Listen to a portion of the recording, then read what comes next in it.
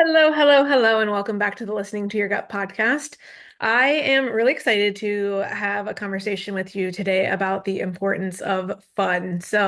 I will get into how this all came to be here in a moment, but I want to, like I always share with you, I want to give you kind of the scope of where we're headed today, and then I'll dive in from there. So I really want to focus first and foremost on how this came to be, this episode, what really made me feel like it was an important topic to discuss on the podcast. And then we're going to dive into why is fun important scientifically.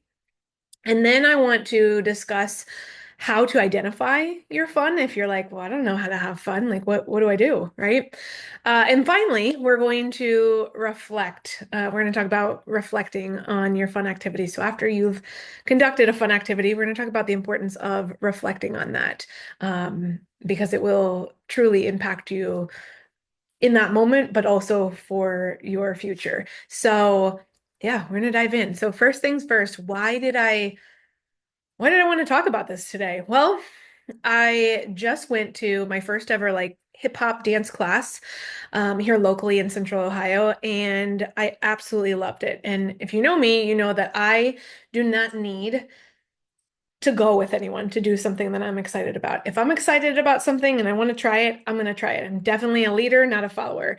And so I went. I had a blast yesterday. Was sweating head to toe by the end. Just a lot of great laughs, a lot of great movement, and just overall fun experience. And it got me thinking that, how often do I do that, right? How often do I go to a dance class? Never. I never have. If I think back to my childhood, I loved to dance. I was in ballet, I did tap. I might have even done like some contemporary dance, but that kind of ended when I entered elementary school and I just kind of got into other things and dance wasn't a priority for me anymore. And yes, I still from time to time dance on my stories. I dance, in my home just for my pleasure, right? For myself. Um, but like I've never actually done like the choreographed dances. Those intimidate me, but I knew that that's what they were going to do at this class and I was like, I just want to try it because it sounds like fun. Um, so after going through that experience yesterday, I was like, gosh, if we just included a little bit more fun in our lives, how much better would things be? A lot better, I feel like, right? Um, and so I want to dive into, right, the science as well as just really how um you can move forward with incorporating fun into your life and make a huge impact for yourself, right? Make a huge impact on, your mental and emotional wellness, but also um, I really truly believe it helps support how you show up in the world too. Um, and life is not supposed to be grind, grind, grind, grind, grind, right? I think a lot of us post-pandemic are in like that anti-hustle um phase, right? I mean, I know I am. Um and so I think it almost just naturally, because of that, it naturally lends itself, that anti-hustle phase lends itself to, okay, let's explore and try to do more fun things, right? So I want to talk to you about why fun is important next. So there's really two main things I want to talk about. First is mental health and resilience. So we know that when we do things that are fun, um, it allows us to increase our happiness and performance, right? So when I think of, mental health and resilience, I also think of, how that impacts people who have anxiety and depression, and whether that's diagnosed or not diagnosed, right? Like if you feel those things, you have those things, incorporating more fun into your life can be supportive. And I know you might be thinking like, well, if I'm really in the thick of this depression, like how do I will myself to do the fun things, right? Because I don't even have the energy to do it. And we'll talk about that. We'll get to that here in a little bit.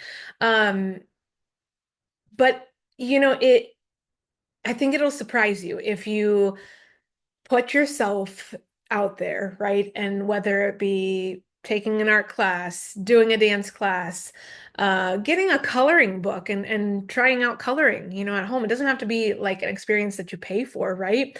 The dance class I took yesterday was free.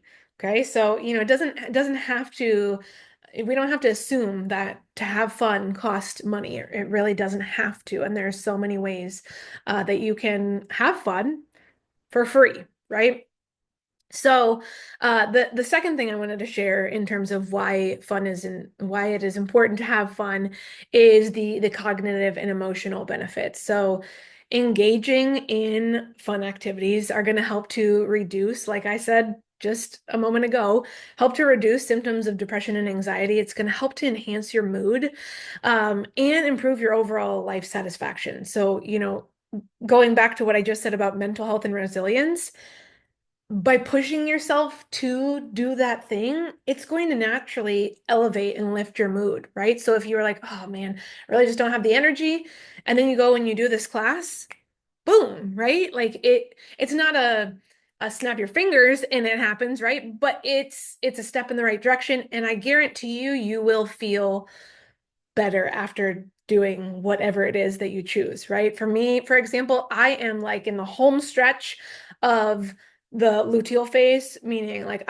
we're real close to shedding the uterine lining. And I mean, when I say that, I just took a pretty intense class, right? But knowing that, I just put out the energy that I had available, but I realized that going through the dance class, like I actually had energy to give, right? Going into it, I was like, oh, I don't know, because I'm in the end of my luteal phase right now. I might not be able to, show up the way that I want in this dance class. And I actually really surprised myself. And, to the point of what I just shared, I ended up really having a great euphoric feeling afterwards. My mood was definitely enhanced. I got to interact with other incredible women there and chat with them and connect with them, and just really have a fun, solid, fun time. Um, and I think sometimes we overlook the easy, right? Sometimes we overlook the simple. Um, a lot of your fun experiences could literally be right underneath your nose and you don't even realize it, right? So that lends itself now to talking about really how can we identify our fun. Okay, so the two things that I want to share in terms of how to identify your fun are one, think of what you enjoyed doing when you were a kid. I know this was brought up in my Women's Wellness Summit last summer, and I believe it was Morgan Cohn, amazing woman. Um, I believe she shared with us, she was like, if you don't know what your fun is, like what did you enjoy what did you enjoy doing as a child? And maybe try some of those things, right? And I would say if you didn't have memorable experiences of fun when you were a child that you can think of, um, then I would encourage you, second piece would be, what do you love to do? What would you love to do if you had time or you made time? And I really want to emphasize made time, right? Because we can tell ourselves, well, I don't have time to have fun, but that's BS, right? We know that if we prioritize it, we can make that happen. We can make that a part of our reality. So my, my second piece to identifying your fun would be, if you can't identify something from your childhood, then what would you love to do if you made the time to do it, right? And we're not talking it has to be a whole day's worth of fun. It could be an hour's worth, right? My dance class yesterday was an hour, 1 to 2 p.m. That's it, right? Doesn't have to be super duper long. It could be 10 minutes, right? I mean, whatever you need to feel the effects, honestly, is the way that I feel about that. Um, so I would encourage you to think about those two things. One, what did you enjoy doing when you were a kid? If that resonates with you, go with that. Take that and expand on it. And then two, if that doesn't resonate, what would you love to do if you made the time to do it? Okay. Now, some examples, I'm just going to throw out a couple. I will say not all of these are from my brain. I threw some questioning prompts into Chat GPT and it gave me some extras. So thank you, Chat GPT, for that. But signing up for a 5K. If you like to move your body, like you want to get back into running or you want to try running, sign up for a 5K or sign up for any kind of race, right? And then, practice and train for it. I think that'd be an amazing thing to do if that's your thing. A painting or an art class, right? Painting, drawing, pottery. There's diamond paintings. I'm gonna get into that this summer. I bought some of that stuff and I'm super excited to like geek out on that. Dance class, book club, cooking class, learn a new instrument, coloring book, maybe join a recreational sports team, join a karaoke night. If you're, funny and you want to get into like stand up, go to a stand up um, show where you can like show off your skills, right? Like it doesn't have to be, like I said, time consuming. It doesn't have to cost a lot, it doesn't have to cost anything. Um, But I truly feel that when you do that, when you do find the things that light you up, that make you have fun, um, or make you feel like you're having fun, you will reap the benefits tenfold. You really will. You will show up better for your family and loved ones, for your friends. Um, you will just expand your socialness, especially, and that's not a word, but you'll expand your ability to socialize, especially if it's something that involves other people. If it's a solo task, that's cool too. But you'll get to know yourself better through doing those fun things, and I think you'll begin to appreciate that you time, right? And I also think that it can lend itself to, the category of self-care, right? Like you're prioritizing fun because that's part of caring for yourself. Um, so that was just like I said, I want to share a little bit about, how to identify your fun and a couple examples. And then I want to also hit upon reflecting on your fun activity. I think this is something that I don't do a whole lot or I do, but it's a fleeting moment and then it's gone. And what I mean by reflecting is like take time to notice, to truly notice what you liked about the activity. And, if you go through the activity for the first time, you're like, it was great, but maybe not something that I want to do long term. Okay, cool. Well, now you have a mental note for the future that maybe that's not the thing that you go to for fun, for your fun time, right?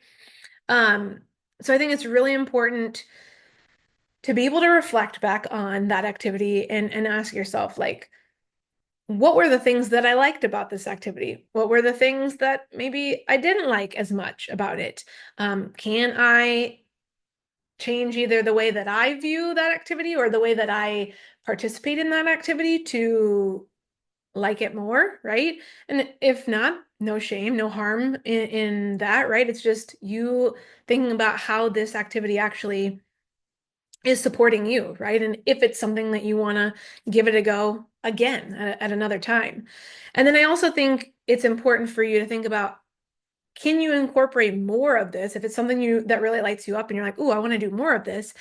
Can you find a way to incorporate this into your life either weekly or monthly, right? We're not talking about every single day has to have something fun in it. I mean, that's great if you can make that happen. And I think we can all, find maybe a pocket of 5 minutes a day to do something that lights us up. But if you are stuck on like doing, a dance class or something like that, know that you're going to give yourself the grace and the understanding that that doesn't have to happen every single day, right? That maybe you go to a dance class once a month or twice a month, right? Every other week. I know for myself, I enjoyed the free dance class so much that I am signing up with this particular dance group. Um, for at least a month from June to July. I am purchasing a membership so that I can go to as many classes as humanly possible because I will be on summer break. And so I'm really excited because, like I said, for me, going into this um, dance class, it was like, wow, I'm excited to not only move my body, but I'm also going to get to, like meet other women and, socialize at this too, which I love to do. I love to chat with people. I love to connect and just have a good time. So, uh, I think it's really, really important that, for me, I continue going to these classes because it's going to be something that will light me up. I will have plenty of time in the month of June to go to as many classes as I want, and it's unlimited. I can go to as many as I want with this membership. So, I'm hoping to make it, something that I do multiple times in the week. My goal is like 3 to 4 times a week, go to a class in the month of June. Not just to make my money worth it, but for me to really enjoy myself on my summer break because that's what summer break is for. It's for enjoyment, right? Especially as a teacher. Woo, right? So I hope that this, ooh, my hand just made like a tooting noise. I apologize if you heard that. Um, I hope that this episode was um, either something that like caught your interest and you listened to, or it's something that maybe you can resonate with right now and you really want to try and incorporate more fun in your life. Um, and I also don't want to minimize like reading a book can be fun too, right? And it costs nothing, especially if you get a book from the public library. I'm also doing that right now. I love, getting into a book, especially Frida McFadden books right now. I'm hooked on those. I love reading those types of books because they just put me into a different world and I just feel like I'm there for a while and I love to be able to do that, right? I think we all love to kind of just escape for a little while and just be in an alternative world. So, I want to shout out reading a book is also a fantastic way to have fun too. And I'm sure that you will think of and brainstorm lots of different ways that you can have fun after listening to this episode. And maybe my experience of going to a dance class is something that sparks interest in you. And if you live locally to me in the Central Ohio area, please message me because I believe through me signing up for the membership, you get to come with me once or twice for free. So I would love to take you with me to have you experience and check out this incredible group. And yeah, so again, hope this was supportive. Hope that if you know someone that could benefit from this conversation, from this topic, that you send it to them. And just know that having fun is part of your overall health and wellness, right? Because we can't show up for ourselves and we can't show up for the ones that we love and the ones that are counting on us if we don't prioritize us first. And I know that we hear that all the time, but one of the things that we need to do when prioritizing ourselves is having fun, So, from one fellow millennial to another, and whether you're older than me or younger than me, I think we can all relate that it's very easy to get lost in the grind and not prioritize that fun. So I'm reminding you to have that fun. And I would love to hear what you decide to do for your fun activity in the foreseeable future. So if you want to share that with me, go ahead and either message me on the messaging link in the show notes, or you can also come find me over on Instagram, and the information to contact me there is in the show notes as well. So have a fantabulous second week, no, third week, well, second full week of May, and I will chat with you again soon. Take care.